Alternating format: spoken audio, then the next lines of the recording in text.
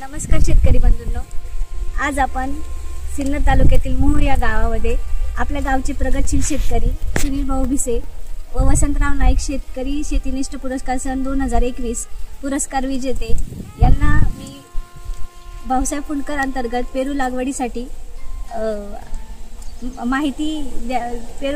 माहिती द्यावी विनंती करतो। नमस्कार, मी सुनील भिसे, शेतीनिष्ठ शेतकरी पुरस्कार प्राप्त शेतकरी। मी आता भाऊसाहेब फुंडकर या योजनेमधून साधारण आता 20 गुंठे ह्या पेरूची लागवड मी केलेली आहे। तर माझ्या पेरूची जी अंतर जे आहे हे 9x5 ह्या अंतरावरती मी लागवड केलेली आहे। तर याच्यामध्ये मला रोपं आणि याच्यापासून जे मिळणारा फायदा आहे हे मला चांगल्या पद्धतीने याच्यातला फायदा मिळाला आहे। दुसरी गोष्ट, पेरूबद्दल थोडंसं माहिती होती, परंतु याच्यात अजून माहिती घेण्यासाठी मी हवामान दिशादर्शक मशीन यंत्र जे आहे हे मी माझ्या शेतात बसवलं आणि ह्या यंत्रामुळे मला खूप मोठा फायदा झाला।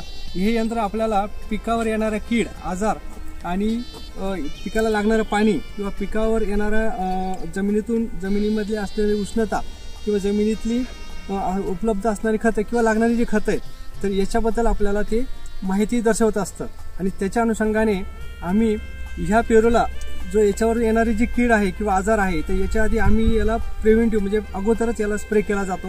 पाण्याची याच्यामध्ये आम्हाला सर्वात मोठी बचत झाली का आपण इतर वेळेला पाणी आपल्या मनाप्रमाणे देत होतो, परंतु ह्या मशीनमुळे आपल्याला एक दिशा असं मिळाली की याला 2 दिवसातून किंवा 3 दिवसातून ज्या वेळेला पाण्याची गरज आहे त्याच वेळेला आपण याला पाणी दिलं जातं किंवा खतं सुद्धा दिलं जातं। म्हणजे याच्यातून ह्या मशीनमुळे आपल्याला होणारा जो वाजवी खर्च आहे हा 100% वाचलेला आहे।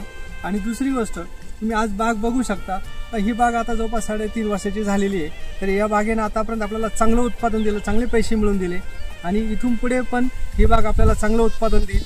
आणि मी बाकीच्या शेतकऱ्यांना सुद्धा आवर्जून विनंती करेन की तुम्ही फळबागेकडे वळा, परंतु फळबागेकडे वळताना सुद्धा आपण असे काही जे नवीन तंत्रज्ञान आहे तर याचा सुद्धा आपण आत्मसात केलं पाहिजे। धन्यवाद।